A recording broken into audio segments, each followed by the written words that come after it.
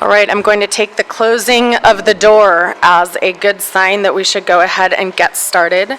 Thank you so much for joining us today in this very interesting panel about countering violent extremism and human rights online in the debate over content and conduct.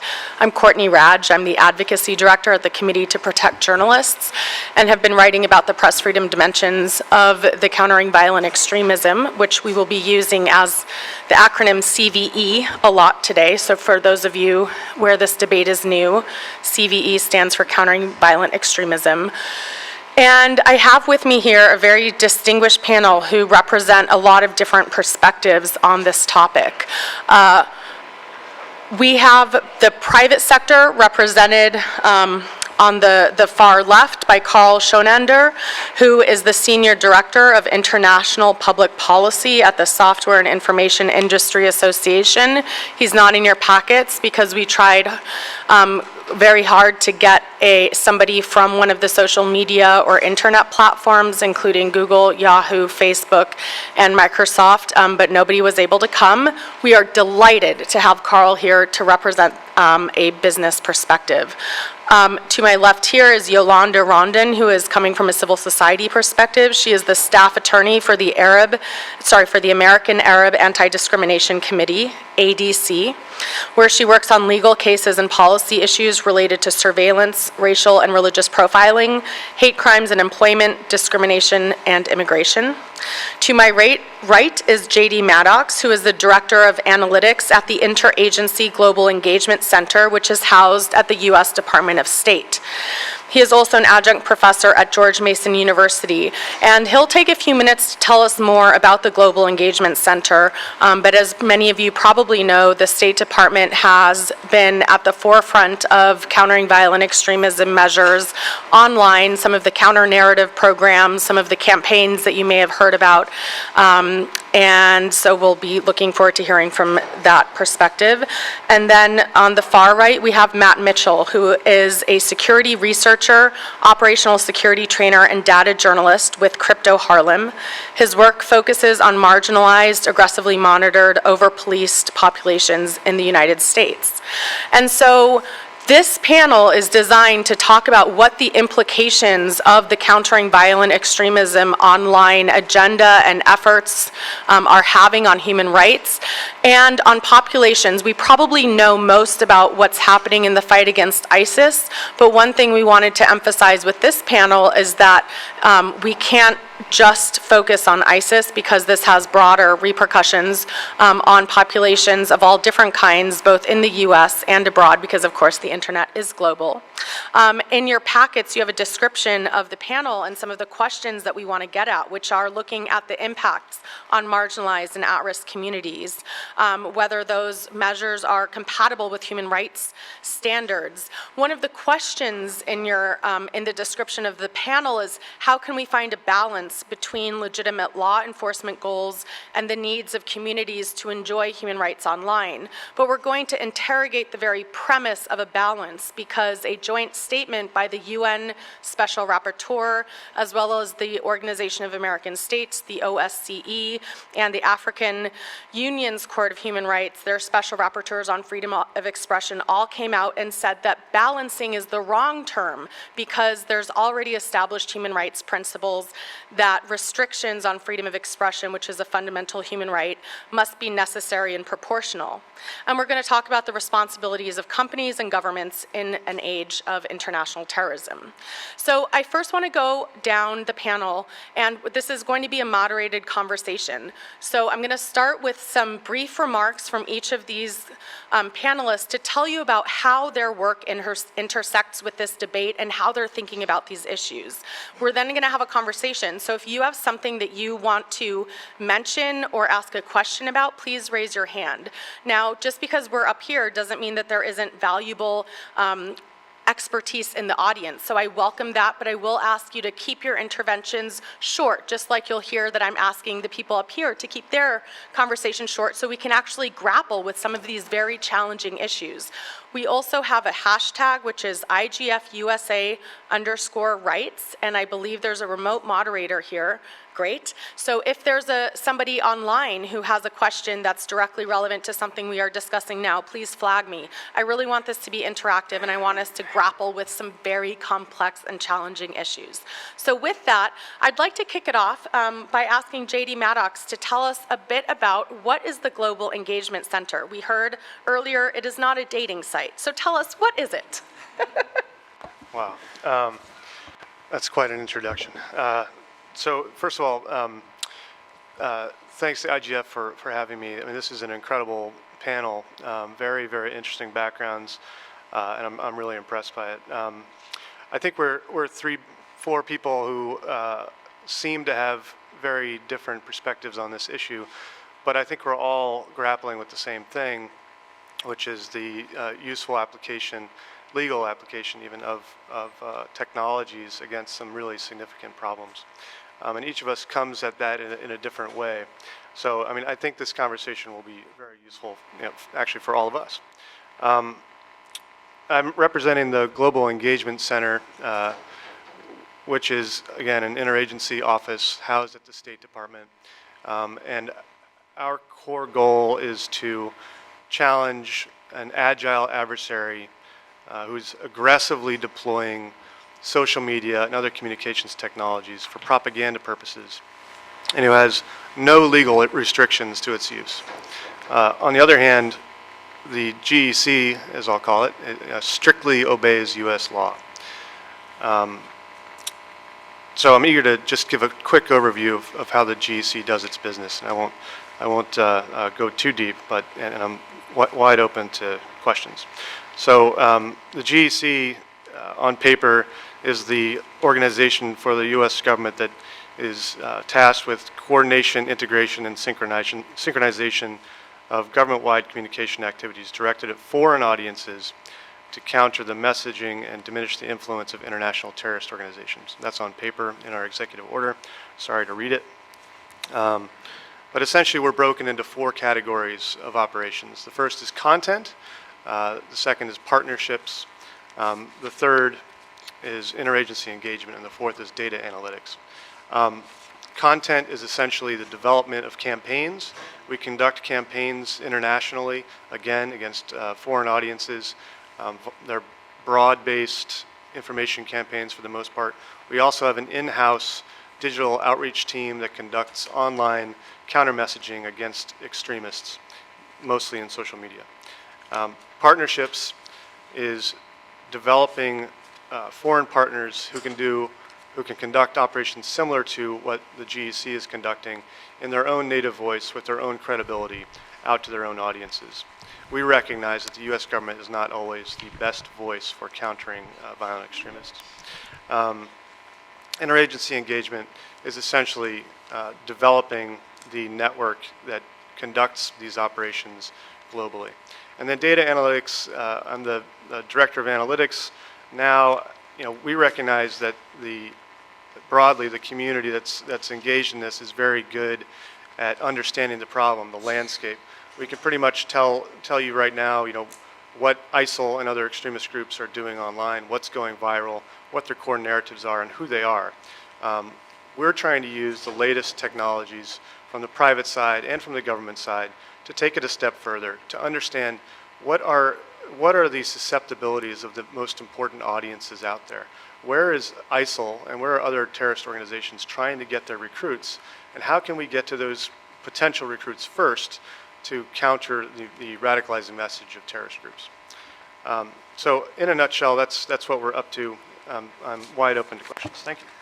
Thank you. So what we hear is that there is both the efforts to proactively influence the message online. I think the Global Engagement Center, correct me if I'm wrong, and the State Department do identify themselves as such.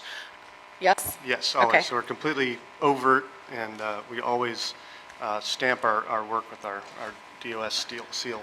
So, which may or may not be effective. And that you're aiming to counter radicalization by preventing people online from getting access to those messages. We've heard about some of the campaigns. Maybe some of the people in this room have heard about Think Again, Turn Away, which was a social media campaign that the center ran. I think maybe, I don't know if you felt it was successful. I think that there were a lot of groups that felt it lacked some credibility. And I think this issue of credibility and native voice, one of the partners of the State Department is the United Arab Emirates, the Sawaya Center. And I think there were questions that civil society has raised, the Center for Democracy and Technology, us at CPJ, Human Rights Watch, about these partnerships, because these are repressive governments that regularly imprison activists, journalists, and others who express alternative views. So that's one thing we're going to want to return to. But I want to turn now to talk about the domestic context a bit more, because obviously as the State Department, you're focused on the international context. So Yolanda, can we turn to you, and can you talk to us a little bit about how your work intersects with CVE? Good morning. The American Arab Anti-Discrimination Committee was founded in 1980, and we're wholly a civil rights organization dedicated to protecting the civil rights and civil liberties of Arab Americans and communities of color in the United States.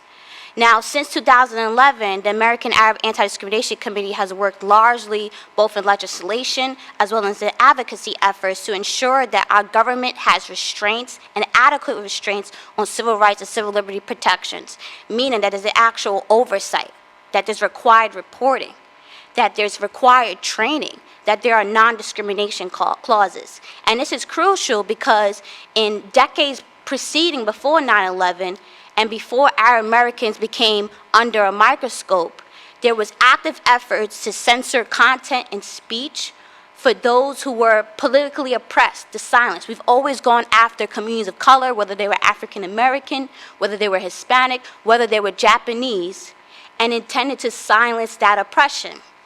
And so when we get to the CVE context, this is extremely alarming because we see that future in which political speech that the government does not like or does not agree with being flagged and removed. Our position has always been that the best counter to hate speech or violent speech is more speech. You never take away speech, because let's give an example on Facebook. At least if someone says something hateful, there's a dialogue, there's a back and forth. Someone can question that. They can make that person think about it.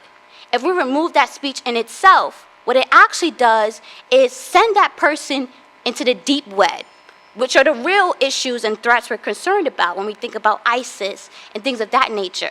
And now they're on these hate sites where there is no countering view. There is no opposition. And that's what really fuels people. They're getting that little nudge, like, yeah, we should do, because we all agree together to do this. So that's concerning. But also this other aspect, as an attorney and in law school, I was trained in 3 years to study human rights aspects. We come from a due process issue. And when we look at CVE, and especially our government trying to get the internet and company sector on board, we look at it as a government trying to become or make internet and you tech guys extensions of law enforcement, right? Just like we wouldn't want the government in our phones, little military or police, we shouldn't want the government in our computer systems or in our social media accounts, or anything of that nature. We have to also make sure that speech is not always a pretext to a specific behavior or conduct. When we look at the fight on ISIS, it's actually about conduct and behavior. We need to make sure that we vigorously, at all aspects, defend the First Amendment right to freedom of speech. One of the biggest cases litigated by the ACLU themselves was defending the right of the Ku Klux Klan to protest and spew hatred. When we look at the context of Trump and all the hate speech he has incited in this country, no one has censored him. No one has said, oh, don't say that. They have, but they haven't removed them from the media. Why? Because we appreciate that dialogue and we want to debate those issues. And so in the same context, what was the answer to that hate speech? The administration of Obama and others and community civil society coming out and condemning those actions. with more speech. And so that's what we address these issues with, because CVE, at least in our experience as ADC, has been used to target the Arab and Muslim community, in which it has impacted our very children who are afraid to even state that they're Arab or state that they have believe in Islam. And this leads to self-censorship, where people no longer want to even advocate. If you think about it, extremism is what made our country great. Extremism is protected by the First Amendment. It's the violent actions that may or may not happen that are not protected. But I beg this question, and to pose to you, and I encourage your feedback on this: would we want to live in a country where the civil society organizations and major civil rights organizations like the ACLU are silenced because they politically oppose government actions? And that's exactly what's being translated onto the internet with content censor removals. Thank you. Thank you, Yolanda. I think you raised two really critical points, well, many critical points that I want to pull out. One is the lack of definition. So one of the key problems that people across the board and all stakeholder groups recognize is that there's a lack of definition about extremism. Obviously, this has also been a politicized issue, but it's very hard for us to know, when we're talking about countering violent extremism, the vast majority of government policy appears aimed at ISIS, ISIL, Islamic State, whatever acronym you want to use. But in reality, and in debate, there's a question: is it just ISIS or is it violent extremism? In America, a lot of that violent extremist actual action is committed by white supremacy groups, but we don't see that so much addressed. There's an outstanding question about, do you expand the definition or do you try to limit it? The other issue you brought up is the fact that, views and expression do not equal violent acts. And the literature on this subject overwhelmingly shows that the majority of people who hold extreme views never commit violent acts. And so, what is happening when we are, as you said, removing viewpoints that don't adhere to the mainstream?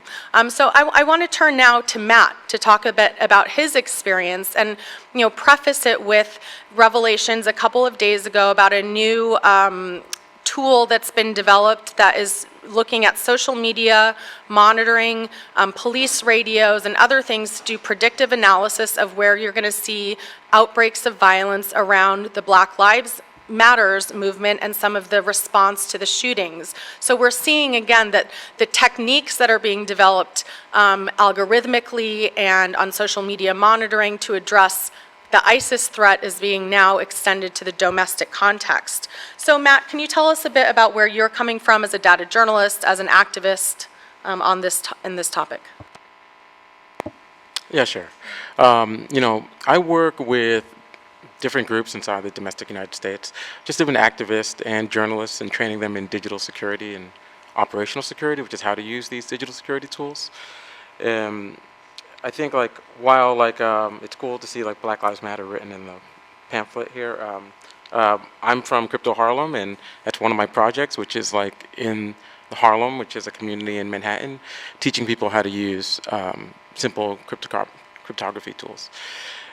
To speak more on your question about predictive analytics and how people can try to, and that's something that we see with CVE. There's an attempt to look at sentiment analysis, which is how a sentence or a paragraph is structured.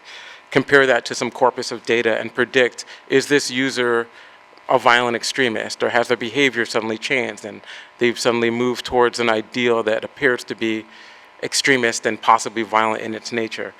And we see similar technologies being used to see hey, if someone tweets a certain message, can we analyze that and see if maybe that they may be mentally ill or having suicidal thoughts, and then can we take an action before the person even realizes who they are or what they're thinking. And I think that right now the technology is flawed, and we cannot apply. One is we cannot properly identify whether someone is about to go from an extreme view to a violent expression of that extreme view. And, there's plenty of research and data that shows this. And another thing is, like, what would we do even if we did know that? Especially talking about people who develop platforms, software, and websites on the internet. Facebook is a company. It's not a country. There's no like constitution that says you have to have the right to sell arms in Facebook groups, or you have to have the right to say things or not say things on Facebook. So I think it's dangerous, to Yolanda's point, this idea of blocking messages that may be violent, because one person's extreme is not another person's extreme. And another person's, viewpoint of what might be like a violent is not the same thing as another one. So, when we look at things like the Don't Be a Puppet website, which is part of the CVE program, which is being rolled out by the FBI.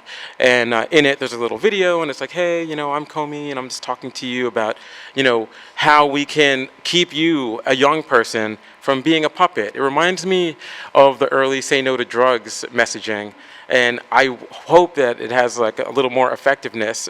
But in seeing how it's rolled out, it looks a lot like a quiz, like those listicles that you'll see on BuzzFeed. And you just go through and you answer these questions, and they're saying like, hey, which one of your friends might be a violent extremist here? Look at this demo of a Facebook wall. Maybe this environmental activist is going to go violent. And you're like, yes. And they're like, good, Jane.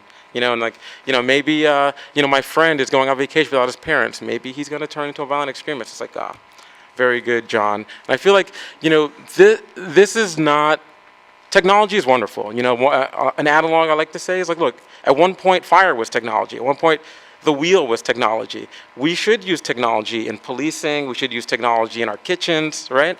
But we need to understand what is capable and what reality is and what the problem that we really face is.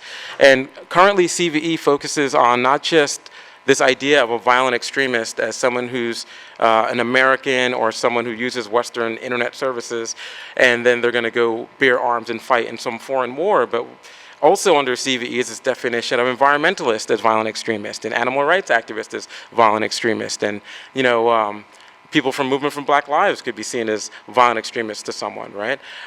Just being loud could be seen as violent, If everyone's sitting down and someone takes a call on their phone, that could be violent, right? So I feel that as someone who's a technologist and a developer who writes code, we have to be really careful in understanding what these things do and what they don't. And blocking is not a good solution. We're not a country of censorship and blocking and hiding ideas. If anything, we're at our best when we have diversity of thought, different arguments and ideas are expressed. That's what being American is about. So I feel like when it comes to the internet and CVE, a lot of it right now is, like there was a Reuters report, I think it was like June 25th, right? Joseph Wen, Dustin Volts, exclusive. Google, and I think they found it also on Facebook, seem to be using hashes to automatically remove videos. So, normally what will happen is there's some kind of like recommendation engine. People vote this is abusive or it's not, and every company has their own viewpoint on what they should do when something gets enough votes to move over a certain meter. In this, it's no longer up to public debate. A computer has automatically said, this is a bad video, right? It has a signature of that video in its system, and if that shows up anywhere, it's automatically removed. And, that could be a political video. It could be a campaign video. It could be, it really depends. Like when you're talking about things about the government trying to stop violent extremism, the government is fluid. The government today is not the government of tomorrow. That's the beauty of this country, right? We don't have a dictatorship that someone stays in power for 50 years. But it's also dangerous when certain things that shouldn't be rolled out are rolled out. And I'll just kind of hope I spoke to your point behind it there. Thank you so much. I think you raised several good points, and you mentioned hashing, which is this idea. I had to look into it because it's something new that was just revealed, I think, in the popular press that was happening around the extremism issues through the Counter-Extremism Project. And apparently the computer scientist who invented the same hashing technique for child pornography, which is now being used by several companies as a way to automatically identify child pornography. But there have been several discussions about the fact that extremist material is different from child pornography, and that child pornography has a victim inherent in that content, whereas extremist content does not, and that it's much, much more difficult to define, as you just mentioned, what is extremist versus, say, what is child pornography. So that's one issue. But you bring up this idea of the role, of private companies not being a country. Yet we see the fact that Facebook has many more active daily users than many countries in the world. And between Facebook and Google, you could say that they comprise the public sphere of today's world. In many cases, it is one of the only places where people in repressive societies, for example, can express themselves or report. And you focus very much on the domestic context, but I'd also like to note that, of course, as we know working online, nothing that happens on the internet can be confined domestically. And of course, what the US does in internet policy has broad repercussions. And we're seeing this around the world, with countering violent extremism being used as an excuse in India and China to restrict reporting and access to certain areas where Maoists have been designated as terrorist groups, and therefore you're not able to report on them. In Turkey, reporters who have attempted to cover PKK areas or areas in the south, which is where a lot of the fight with ISIS is happening, have been arrested on terrorism charges, arrested for using encryption. So what we're seeing is that this CVE agenda is being extended to around the world to clamp down on legitimate reporting, on legitimate criticism, and on political opposition. But I want to now turn to the company perspective, and specifically around this idea of companies making decisions about who gets to speak, who gets their content to stay online and who doesn't, who has the power to remove content. You mentioned this idea of, there's a popular discussion somehow involved in whether a piece of content is flagged from removal. But what we're seeing is that private companies are acquiescing to public and governmental pressure to do something about ISIS online. And so there are several projects that have been developed around algorithms. There's a physicist who's created a math equation that can lead to a predictive formula, he argues. There's something called a Beware algorithm, which is being used by a police department in Fresno, California. There are uses of AI, of artificial intelligence, and monitoring of digital conversations and sentiment analysis, as you mentioned. And then there are also these internet referral units in governments which are referring sites to the private companies under the excuse that those sites or those comments or pictures are a violation of the private company's terms of service, but those are being done outside of a legal process. We know that, for example, YouTube has given super flagger status to the UK government, which allows it to take vast swaths of material offline automatically. So we'd like to know, from the company perspective, where does this responsibility to respond to political and public pressure, to create the communities that they want to have, while perhaps being cognizant of the idea that many of these public spaces where these images are appearing and where these conversations are taking place are very important spheres for public debate. Can you talk a bit about the role of companies in this issue? Carl. Sure. Thank you, and good morning to everybody. So my name's Carl Schonender. I work for the Software and Information Industry Association. We have about 700 members. Many of the social media companies that you're all aware of are members of SIA. We also have companies that produce content, publishers, etc.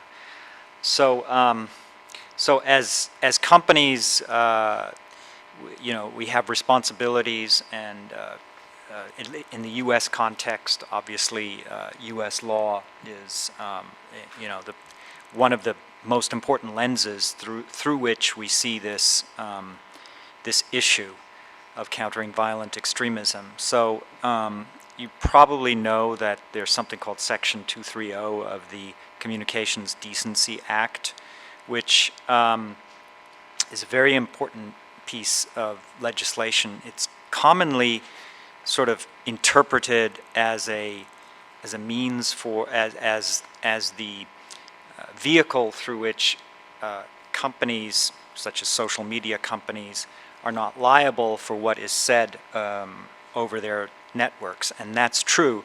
But what is also part of that legislation, sometimes called the Good Samaritan concept here, is that companies, in exchange for that absence of liability, are supposed to assume certain responsibilities, undefined, but nonetheless responsibilities.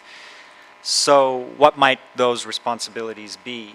They could be takedowns of material. They could have, but also a sort of countervailing responsibility to foster free speech and association, and an affirmative responsibility to take steps to counter violent extremism. But again, those are sort of responsibilities. They're not legal obligations. The way companies deal with this is companies have, and the larger they are, the more developed they are, they have policies, and they're different. But for example, one company that's been mentioned here is Facebook. So Facebook has a zero tolerance policy for ISIL accounts. Another company that everybody's familiar with is Twitter, and I think there was a Brookings Institution study several years ago which mentioned that they had closed down several thousand accounts associated with extremist groups. So you know, what we try as companies to look at this pragmatically. You know, obviously, if you another sort of legal approach to deal with this is, well, if there's offending content, then get a court order to take it down or do something about it. That's one approach. You know, given the scale of the problem, I think a lot of people think that there needs to be a combination of approaches. So a pragmatic approach, maybe evidence-based policy making. We're industry, so we support voluntary approaches, obviously. I mean, I just say that this is an incredibly difficult area to work in. I think we've all seen that. Beyond just saying you need to have a conversation about this, I think we need to have really good data and really good sort of, you know, annual production of data to figure out where we go. I'll leave it at that for now. Thank you. Thank you, Carl. You bring up obviously several issues as well that are key to and central to this debate is, you know, voluntary measures, whether there should be, you know, the use of legal mechanisms or not, and of course data. And I think that what we've seen is a lot of new interest in this topic, and so hopefully we'll get more data. But what you see from doing, you know, literature review of the field is that there is very little evidence that ties exposure to, you know, ISIS propaganda or extremist propaganda to actual violent acts. There are anecdotes, but very little data.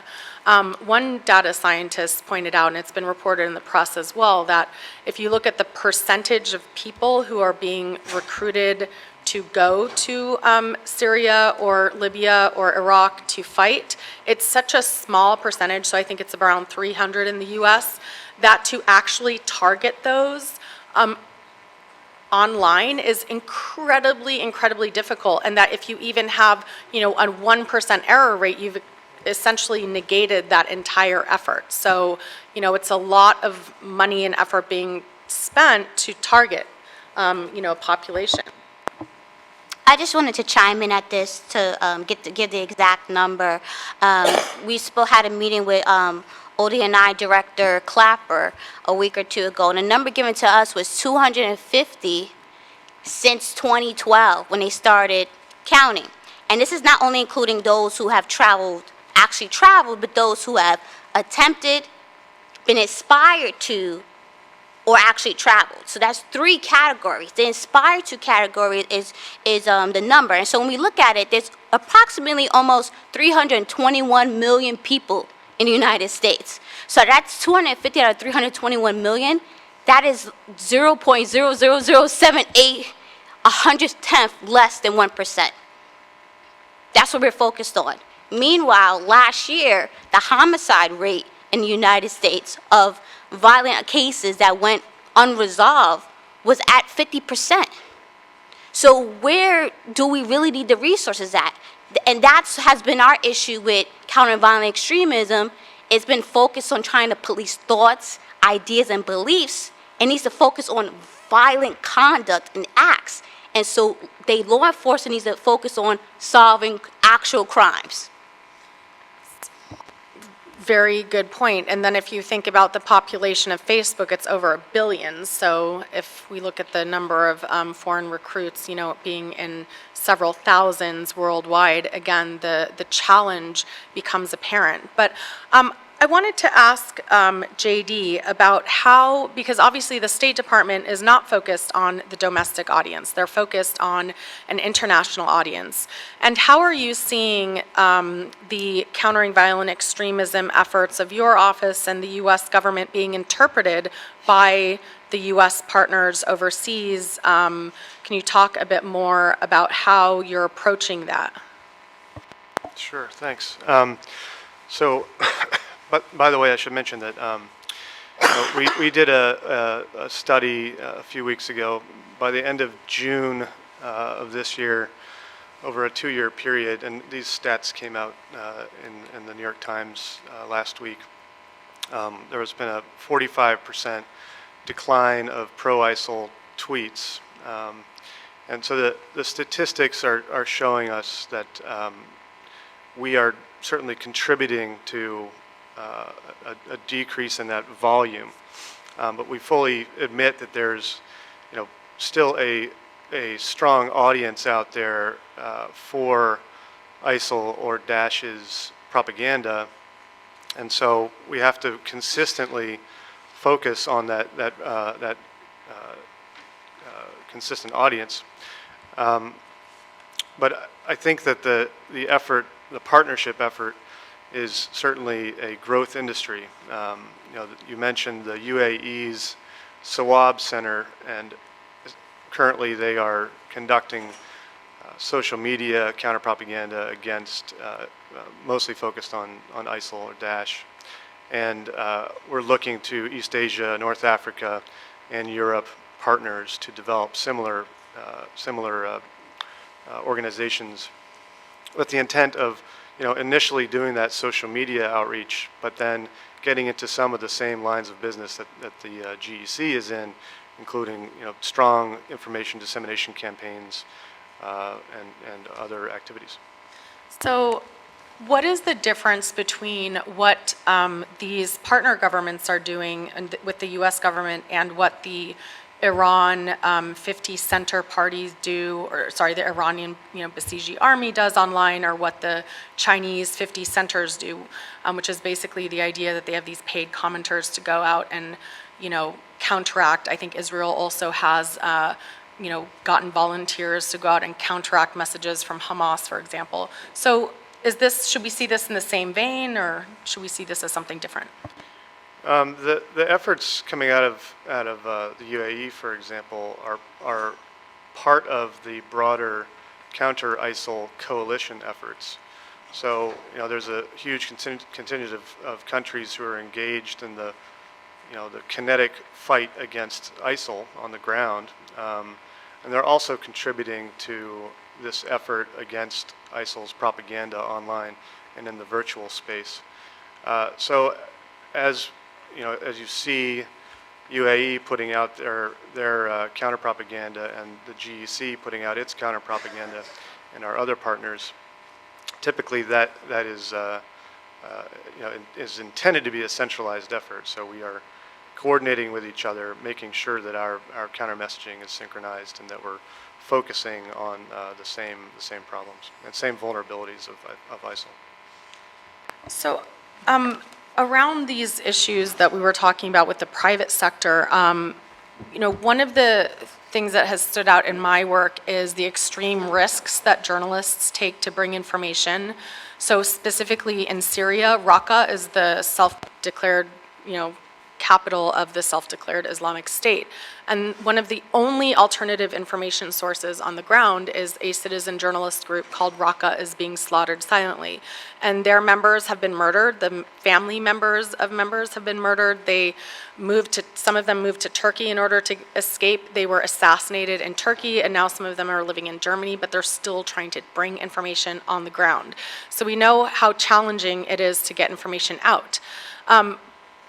But their accounts were taken down by Facebook and by Twitter, mainly by Facebook, and so they were stymied in their efforts. And we've heard, this is just one example of many. Just a couple of weeks ago, there was a French journalist whose account was blocked because he had, in a report that he had a picture of an ISIS flag to illustrate. So one of the things that we're seeing is the challenges of coming up with an approach that doesn't close down these accounts and content that is very important to providing an alternative narrative from citizens on the ground versus, say, the government.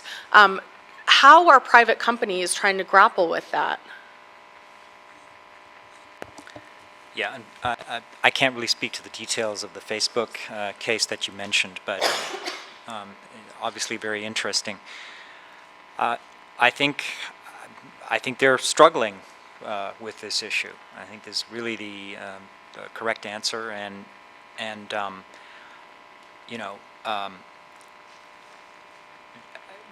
think companies have mechanisms whereby people who feel that they've been unjustly shut down can complain. How effective they are, that's open to question, obviously.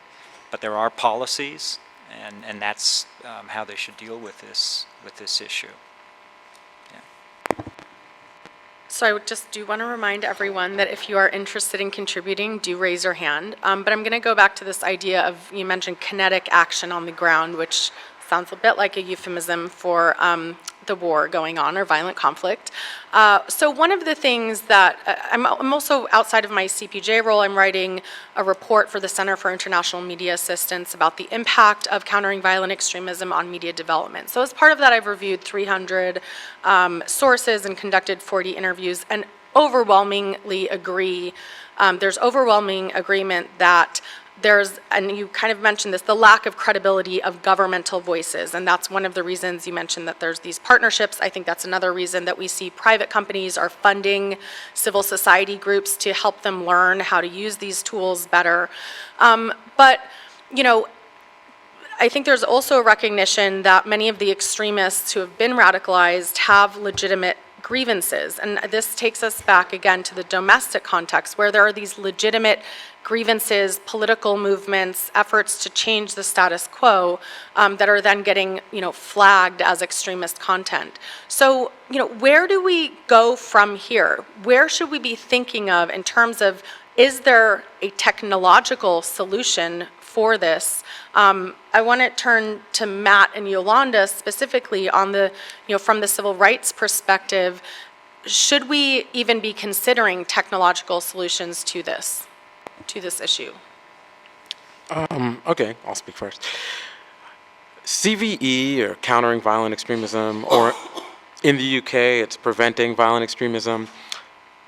The world is a wonderful world. The world is a peaceful world. The world is a violent world. The world's got a lot of different elements to it.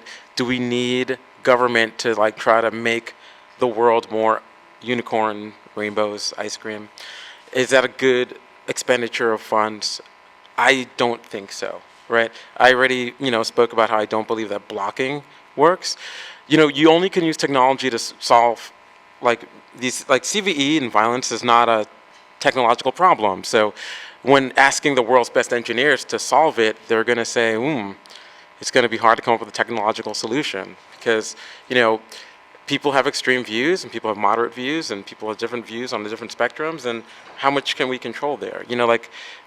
To your point earlier about Raqqa, the big pushback with Apple against the FBI with decrypting this phone in San Bernardino was that, look, we can do this. We can create this back door, but the back door will be open for hacktivists and hackers and other nation states, Russia, China, etc. You know, right now, social media companies and people who make encryption tools and circumvention tech are under huge amounts of pressure from the United States government to, what are you doing about this violent extremism problem? You know, you're not doing enough. Too many groups, too many chatter, too many people, too many members of your product seem to be violent extremists.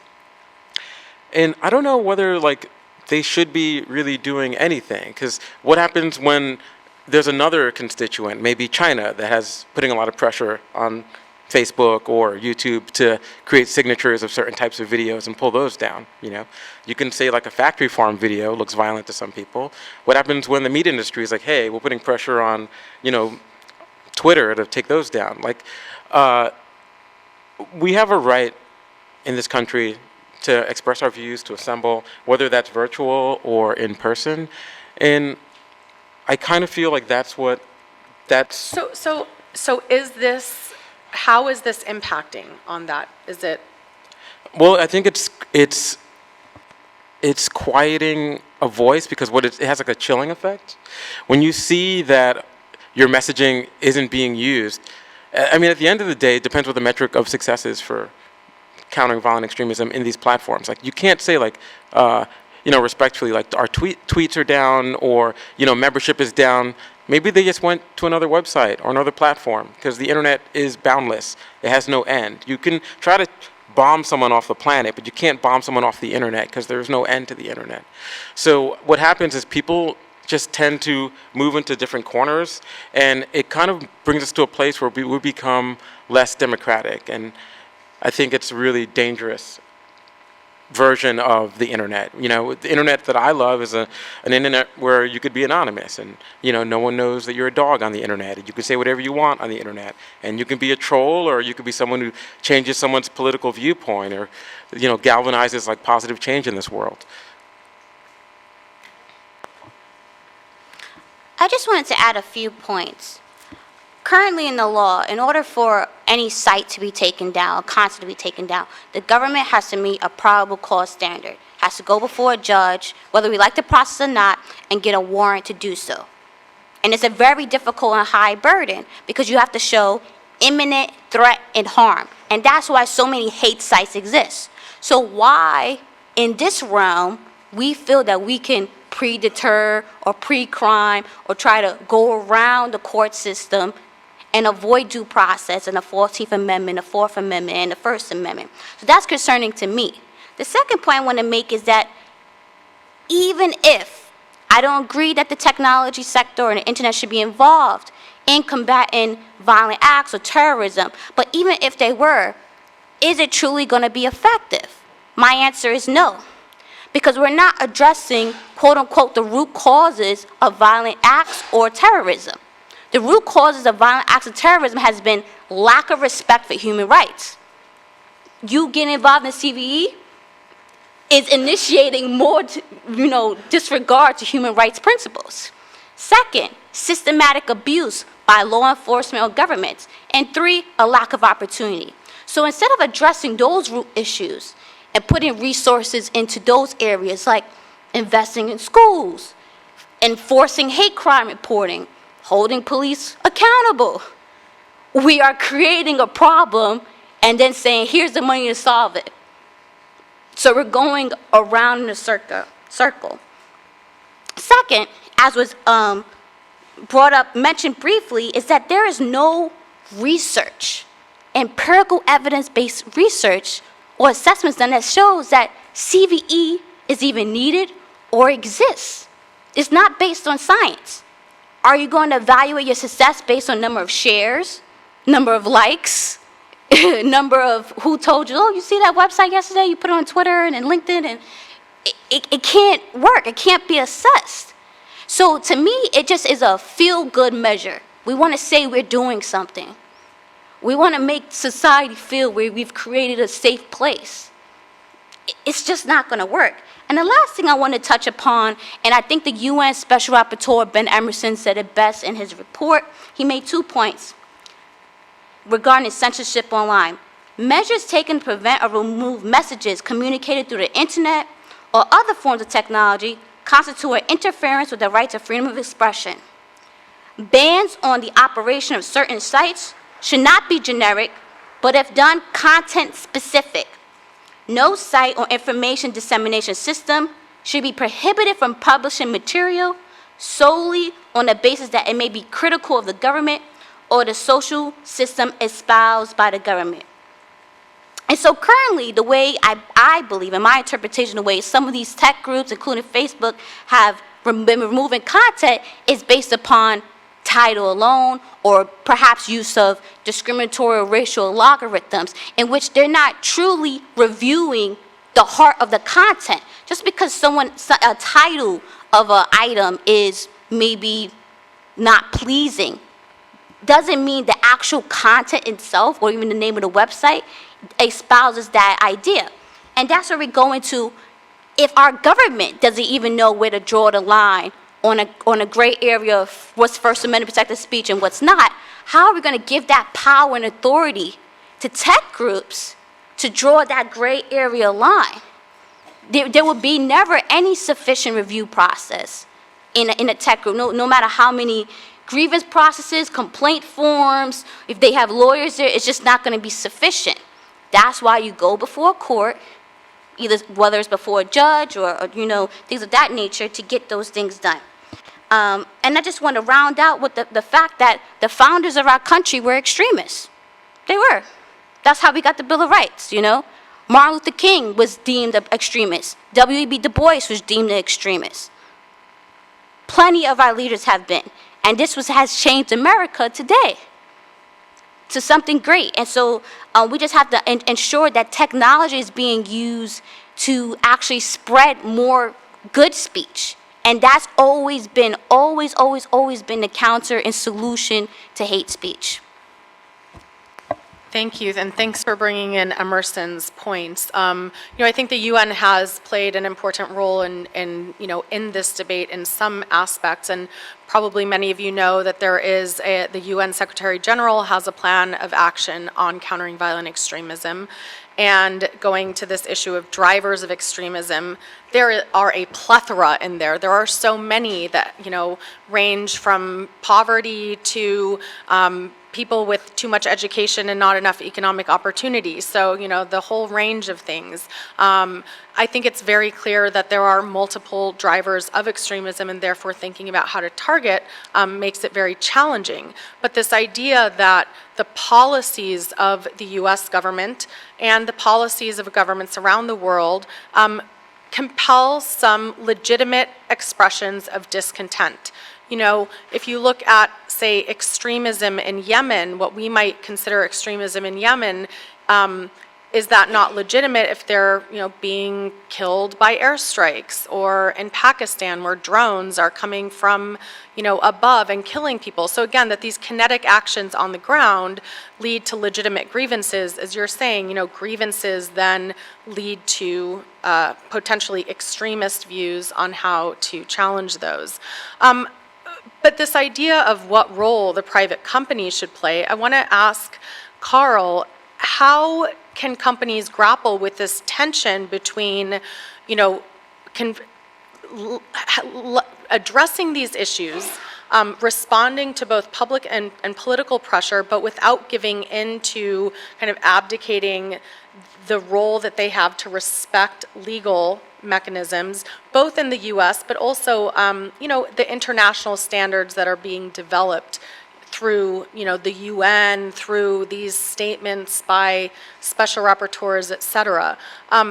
How do you think that companies looking forward should seek to grapple with this and try to reconcile this idea of using, legitimate legal means versus, say, terms of service or ways to bypass what everyone here, I think, agrees are burdensome processes? And should private companies seek to bypass those processes?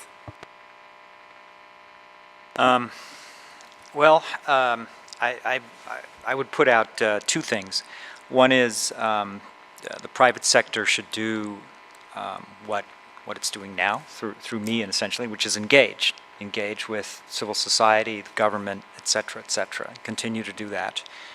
And companies should be transparent about what they do. Terms of service are not easy to read, usually. I think everybody can do a better job in terms of being clear and in terms of what they do, and to have, good mechanisms for, complaint processes, et cetera, if they arise. All at the same time recognizing that, perfection is not going to be achieved. It's just not. And also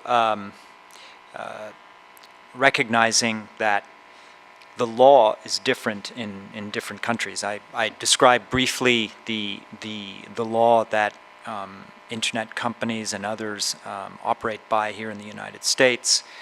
Section 230, quite important in this context. A very robust freedom, First Amendment, freedom of expression requirement, part of U.S. law. Somebody mentioned Ku Klux Klan. The classic example is that, you can express Nazi views in the United States, but you can't express Nazi views in Germany. So, we might have a personal opinion as to whether that's good or bad, but obviously companies have to, follow the law in the countries in which they operate. But just to, as I said, to recapitulate, engagement and transparency, I think, are the primary means. Thanks. Thank you. And obviously, you alluded to one of the key issues in this, which is sovereignty and where that lies. We have a question. David, can you introduce yourself and speak loudly? I don't know if there's a mic.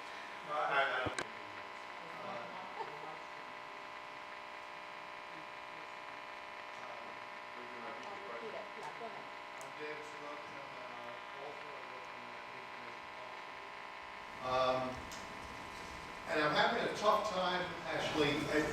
First of all, thank you very much for a very interesting set of presentations.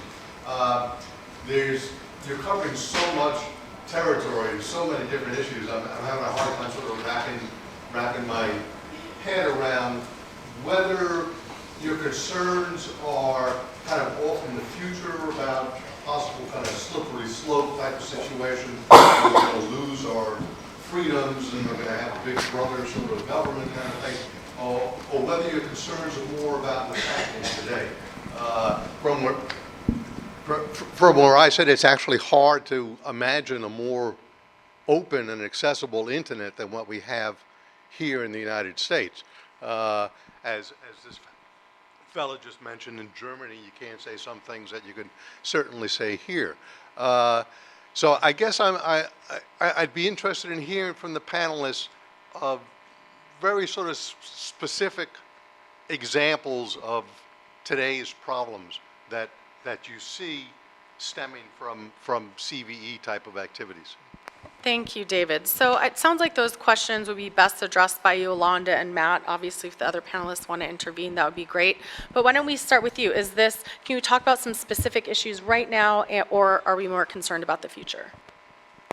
Sure. I think that in today's world, like, the internet is not a utility, it's almost like a right, as an American who likes to use technology, right? But there are a couple things. Like, on a very, even lower than CVE, more basic level, in inner cities, there are people who their social media accounts are monitored constantly just because they're young and they live in inner city neighborhoods. And there are cases of people who, because of a tweet or a like or a YouTube post, get called into a gang conspiracy charge, and then they end up serving time in jail, waiting for their day in court. That doesn't come. You could be in a prison for 19 months waiting. This actually happened to someone in my neighborhood, Jelani Henry, and you would think hey, this is the United States, and you should be able to post whatever you want.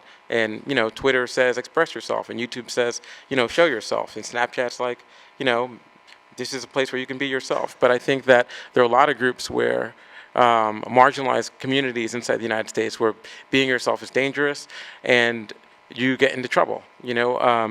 There are cases where activists have their accounts shut down or their entire groups erased.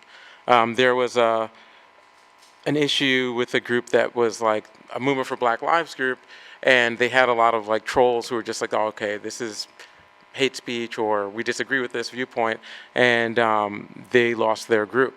So, and I find a lot of the activists I train, they're like, how do I keep my group from being taken down or my hashtag from being taken over or things like that. So I'm not talking about maybe like, Big Brother coming, something happening in the future. I'm talking about yesterday, last week, issues that maybe only happen to a small group or someone who has a niche political idea today.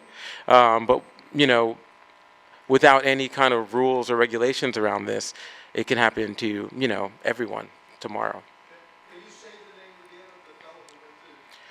Yeah, actually, there was a really good piece written on it on The Verge, which is more of like a tech website, but they happen to kind of like do some journalistic pieces.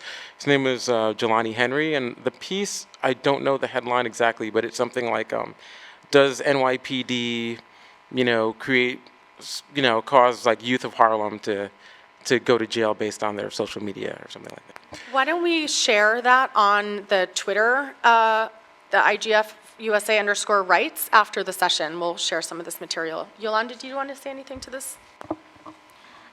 We're talking about both. So concrete example is now before Congress, they're trying to debate introducing this legislation called the Visa Integrity Act. And this Integrity Act will force all those who enter the United States to hand over, whether they're coming here or on a non-immigrant or immigrant visa, their social media account access in real time. If not, they will not be allowed to come into the United States. Other examples include the release of the Don't Be a Puppet program, in which the program specifically instructs teachers to monitor their students' media accounts and report this. And report not only instances where there's actual violent actions, but it includes expressions of government mistrust, government corruption, political opposition. Yeah. So these are real life examples. Another is, and I'm forgetting his name now, he's a well-known environmental activist. Oh my God, I'm forgetting his name. We'll share it on the Twitter. Yeah. He was targeted along with PETA, along with ADC back in post 9/11 for 5 years. Our information, social media accounts, emails, everything was monitored by NSA and FBI on virtue of the civil rights work we did alone. This has happened. There's also, not to take it away from you, Yolanda, the next generation intelligence biometrics database by the FBI, which is being kind of like rolled out, and there's like a lot of people arguing, like, policymakers about it. But basically what it says not only is, there's going to be a biometrics database that's used if there's like a federal case and they need to say like, okay, who was this suspect? The faces that it's going to be comparing, those hashes, those signatures that it's going to be comparing are not just people who are like known offenders or people who had some exposure to law enforcement or contact with law enforcement. It's people who have driver's license from certain states. I think it's like up to 18 states have voluntarily submitted everyone's faces into this database. And also the FBI is asking to like have special privacy protection. So how this technology, how the code and how these algorithms work will not be exposed. You couldn't like FOIA request them.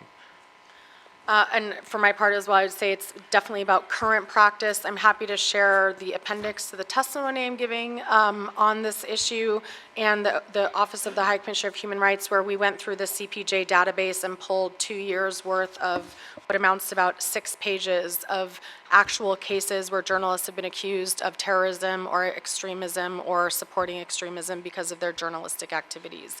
But we're also concerned about the future. I think you just alluded to that. Where are we going? This has to do with big data, right? That's part of it, with monitoring and surveillance. What is your ability to express yourself and to enjoy your rights to freedom of association, freedom of assembly, freedom of expression online in a surveilled, monitored environment? Are there any other questions? Back here. Hi, I'm Lucevies. I'm from the Netherlands, so I'm trying to get a little bit of a perspective between the US and Europe. And my key question is really, do we know if your approach works? In America, as Carl said, you have a much further freedom of speech than we have in Europe. We have limitations, usually hate speech and calls to violence. We think they work. It's not just the Nazi Party, but other things would be banned as well.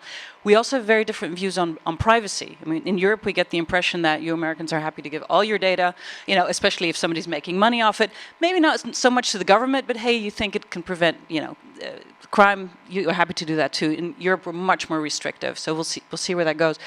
Do any of you have any idea whether these different approaches have different effects? Is there less violent extremism online or in practice in the US than in Europe? How does that work globally? I just want to know if there's any comparative data yet and how one would measure that. And then I think this, I guess, to JD, you know, you might be the one who should be researching that, what actually works. And my second thing is that this is again from a Dutch perspective. So I'm wondering to what extent you work together with, I don't know, civil society groups, but I'll give you an example. What we did in the Netherlands when Geert Wilders, who was our extremist Islamophobic politician, came out with an anti-Quran movie, we expected a huge backlash, violent backlash, along the lines of Denmark. So economic sanctions, attacks, trying to assassinate people, etc. What our counterterrorism guys did was work together with young people online so that they would be the ones saying, hey, don't pay attention to this guy, he's a nutcase, you know, don't go doing exactly the violent stuff he says we're capable of doing. So it was, again, people from the Dutch Muslim immigrant community, mostly Turkish and Moroccan descent, and it was extremely effective because what happened globally after the Dutch movie came out, which was, I think, just as insulting, if not more, than the Danish cartoons, was a lot less than what happened with Denmark. So I'm just wondering to what extent that kind of stuff is happening in practice, and does it work? So basically, are you guys around the table all working together on things like this? Based on what you're Hard to saying. know where to start, but that again? on the issue of Okay. you know partnering with Okay. Yeah. locals or with in the case Okay, of so I'm just coming out of an investigative journalism fellowship Sorry, where must be a- we were must kind be of a immersed feed. in this doctrine of follow the money. And I'm wondering how much does profit and just revenue try to speak over play Hello? into your decisions in All right, these I'll try to be programs, loud. and how that can affect the outcome for better or for worse. Did somebody push a button, unfortunately? Okay, we're good. That's right. Okay, so on the issue of, you know, you gave the example of working with local kids to undermine the effects of what you considered to be an extreme view. In the same sense, yes, we are working with local audiences, teaming with NGOs, teaming with local governments, teaming with prominent voices overseas to get them to speak with their credibility against, you know, our focus is on violent extremism, Al-Qaeda, ISIL or Daesh, other terrorist groups. So our networking effort within the GEC is focused intently on doing just that. And again, referring to the UAE's Sawab Center, they're engaged in that sort of thing directly. On the issue of, I'm not quite sure how to unpack the question that you're asking about, you know, U.S. versus European. Was it about effectiveness or was it about, you know, from the GEC's perspective, we don't focus on the U.S. audience at all.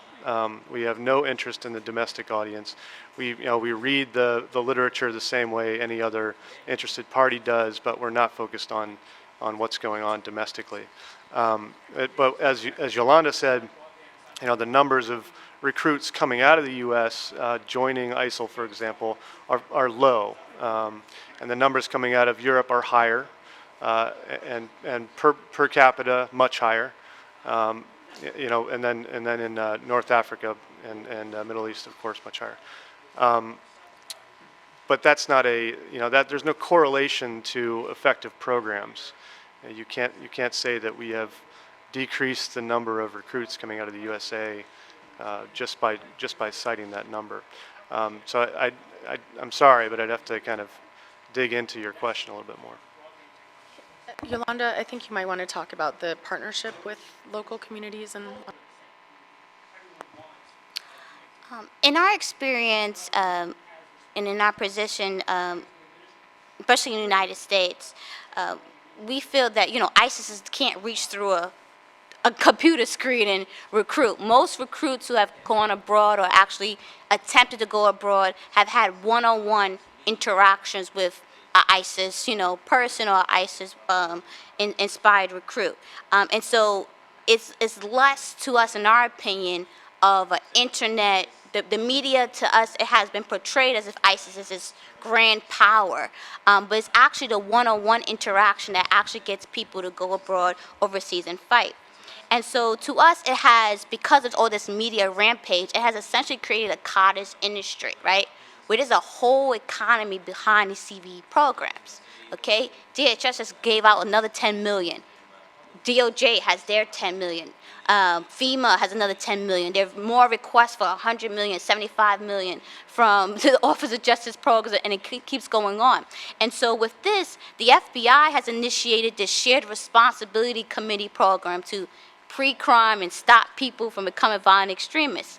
But what's concerning to us is that in this regard, in our country, thank you, Lee, and thank you to all and the what has panelists. happened in Minnesota My name is is Tim that Galvin. I'm with Affiliates. our government has Since we're used talking community about technology engagement and solutions, outreach I wanted to as a ask about guise the to future conduct of those surveillance and solutions, intelligence and, in the you know, Arab their and Muslim long-term communities. maintenance and existence. The only reason why we Now, found you've already out about partly this is because answered of my question FOIAs because you talked and about leaks Comcast's to long-term the commitment Intercept and other to the news project media that it's outlets. doing. For And example, I'm hopeful back in that 2009, Olga, since 2008, you the know, I mean, FBI, along with the local disability law policies have been enforcement, around for such a long specifically time. There's been hired some fake deployed, teachers to you know, go into the technologies, and Somali as we've Muslim all schools recognized along the way and here, watched them the internet under the guise and of an internet after-school technologies program, evolved got all at their such a media fast accounts, pace. information, etc., And we're all thinking created a about the present. database, We're all looking and at reported the it back best to the solution FBI. for the here and So now we have that a I can achieve in hesitancy order as our to community to work increase with the government, access, because and even then with these new another shared level of responsibility access, committees that have been affordable developed, access it's and explicitly access in for the letters of people with, special engagement needs and that the disabilities. information collected, But even if it falls what about under issues HIPAA laws, of obsolescence client or, privilege you know, information, technologies that clergy become member orphaned? privilege information, I mean, or what even happens down the psychiatrist road? privilege information is What's supposed to be next after shared your with the project has FBI, come and gone, and the and FBI you've got can these share things it with deployed out foreign there? government agencies. What happens to these people and these down the people road? have not been convicted of a And crime. what happens when the And technologies so have evolved in and our they've instance, changed, in and our now what they have case, no longer works? there is no Or, separation you know, between in fact, is community just not, engagement doesn't and work with surveillance and current technologies, or is left counterterrorism behind work. because the companies have come and gone. And they I mean, should up never here be mixed. we have very large And companies so with between us in the Microsoft United and States, Dish and it's Comcast. increasingly who would probably like alarming to think that we they're not have really no going to go privacy. anywhere in the long term. There is no privacy But, rights. They want you to know, you are avoid going dependent around due on process other of the technology courts. providers for some of the projects that you're pushing And just forward. I left You at know, the what point happens earlier, when the they guy's change? name who And, was you know, you environmentalist can no who's longer been use what you've also currently felt been this was using all Will along. Potter. Thank you. That's his name, who has his media accounts and social stuff have been redacted and retained and monitored by the government. So, Carl, you want to weigh in on the Europe question? So thank you. Maybe we can put this on the information that we're going to distribute later, but about 3 weeks ago, I think, the European Commission announced together with a number of companies a voluntary agreement to deal with violent extremism online. It was interesting. A number of U.S. firms participate in that as well, so I just throw that out there as a piece of information. And one more thing on the issue of privacy. I just had to note U.S. sectoral privacy system and the high level of enforcement actions in the United States as well. That's not to say one system is better than the other, simply to say that there is a system in the United States. Thanks. Just to speak about, you know, this idea of two different views of how to approach this similar issue. There's a group, well, in the UK, they have Preventing Violent Extremism, and they have this system called Prevent, which is rolled out. And there were some major problems with Prevent. For example, there was a young man who was accused of being a violent extremist because he went to, I think, like a college like group after, his lessons, and, all of a sudden he got like dragged into the police. There was a 9-year-old who wrote a search term, and it was keyworded. They were asking questions about their parents and things like that. And there are a lot of activists who I work with or know of inside the UK. There's a group called UK Cage, who do a lot of work in the Muslim community, who are like getting people who are already kind of gone extreme, kind of talk them down and bring them back into, not being violent, right? You can have an extreme political view without being violent. There's Majid Nawaz, who I met in Oslo and at the Oslo Freedom Forum, and he's someone who used to be an extremist, and now he's a counter-extremist, and has like and he's also British, and he speaks about his experiences, and a lot of the issues have to do with, sometimes by having saying an idea as a weapon or an idea as dangerous, kind of plays into the hand of, that's why they squash your idea. That's why they don't let you speak on this issue. I work with a lot of Antifa activists in Germany, and a lot of things that they'll tell you when they're recruiting you to be a neo-Nazi is, that's why you can't read Mein Kampf, and that's why we can't display these images. It plays into this idea that we're this like victim, we're this oppressed group, and I think that is kind of dangerous. And Germany has an organization called Exit Deutschland, which is kind of like, hey, there's a way out, because you kind of get isolated by not having a way to express yourself, and then you cut ties with everyone who doesn't have an extreme view, and then you're caught in a vacuum. So I feel like there may be some even caution with this idea of blocking, words and censoring things. And then also in Oslo, I met Bjorn Alner, who he was a victim of a terrorist attack in Norway. He was on this island where right-wing extremists, fired weapons and, slaughtered children. And now he works his whole life passionately to counter violent extremism. And he has some technological, ideas about countermeasuring, and how maybe that when there's a message that says one thing, we can have a positive message that says another thing. And he works in Norway and in Turkey, expressing those ideas. So, those are just, my personal interactions with different groups who are European, and their thoughts on things that worked, maybe things that didn't work. Well, I want to thank you for that question. The Code of Ethics, which Carl was referring to, did indeed come out a few weeks ago. I think from civil society's perspective, there was not sufficient consultation on that, and we're deeply concerned about a 24-hour turnaround. There's just no way you can do a due process in that time. But there are this issue of countering violent extremism touches on several internet governance issues, on freedom of expression online, freedom of association online, privacy. It's a multifaceted issue. It should be in conversation with things like child pornography, like big data, and so we're delighted that this was able to get a session at the IGF USA. I want to thank everybody for attending today. I want to thank our panelists. I think they did a fantastic job. Yeah. I know it's a My broad name is issue, Sharida. but please join me in giving them a hand and thanking them. At the University of Pennsylvania Center for Technology, Innovation and Competition. My question